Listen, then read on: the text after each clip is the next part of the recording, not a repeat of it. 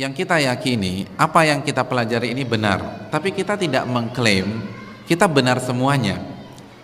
Jadi yang saya ingatkan, yang kita bicarakan adalah pengajiannya atau metodenya, manhajnya, cara beragamanya, bukan pribadinya.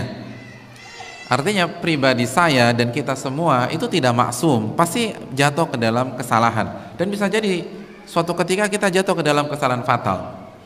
Oleh karena itu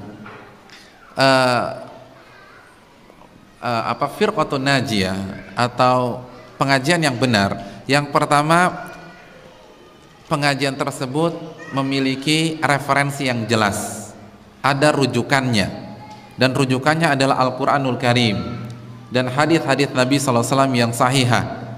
Setiap ilmu atau materi yang disampaikan itu ada dalilnya, bisa dicek di surat apa, ayat berapa, bisa dicek di hadis riwayat siapa, lalu bisa dicek kevaliditannya. Jadi Al-Quran dan hadis. Dan apabila berbicara hadis, hadisnya harus sahih, hadisnya valid, jangan hadis yang lemah atau palsu. Jadi, dan antum boleh cek loh, antum boleh tanya ke ustadznya, Pak Ustadz, tadi Ustadz bilang demikian, dalilnya apa ya?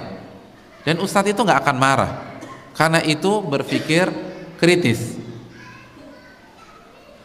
Dan beliau akan kasih tahu, ini surat ini ayat sekian, hadisnya bisa dicek di Bukhari, bisa dicek di Sunan Abu Dawud, bisa dicek di Musnad Imam Ahmad dan lain sebagainya. Jadi pengajian itu harus ilmiah, ada referensi, ada rujukan.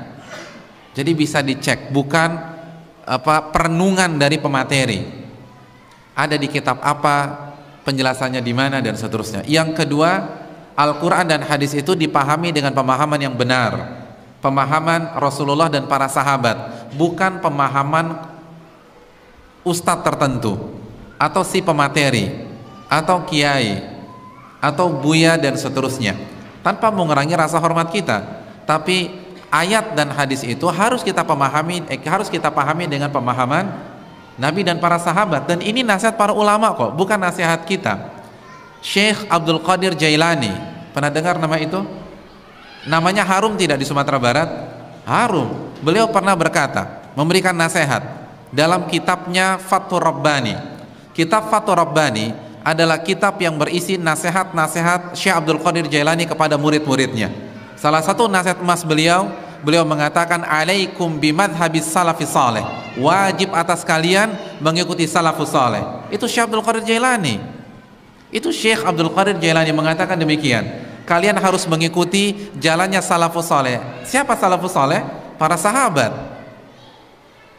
Jadi marilah ikut pemahaman mereka.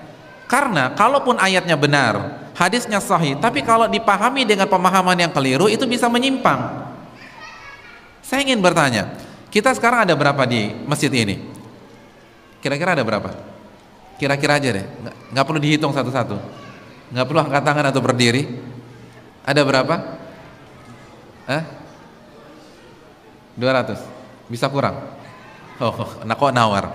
200 lah, 200 orang. Kalau saya bertanya kalau ada yang bertanya kepada kita semua, tolong jelaskan tafsir surat An-Nas menurut pemahaman Anda. Kita semua ada 200 orang. Kira-kira yang lahir ada berapa tafsir?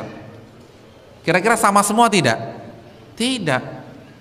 Akan lahir 200 tafsir. Padahal ayatnya sama, ayatnya nggak berubah. Qul a'udzu birabbin nas. Tapi yang satu ke kanan, yang satu ke kiri, satu ke atas, satu ke bawah. Karena apa? Ditafsirkan dengan pemahaman masing-masing. Itulah kenapa Syekh Abdul Qadir Jailani mengatakan, alaikum bimadhabis salafis saleh, wajib atas kalian mengikuti jalannya para sahabat, tafsirnya para sahabat. Karena sahabat adalah murid-murid langsung dari Nabi SAW. Ini yang perlu kita camkan bersama-sama.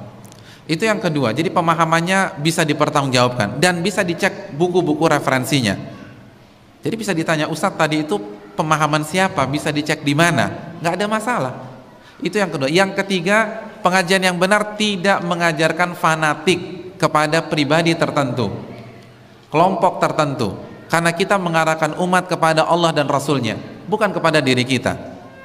Contoh misalnya, jika saya mengajar antum selama 2 tahun, setelah 2 tahun antum fanatik berat dengan saya, maka saya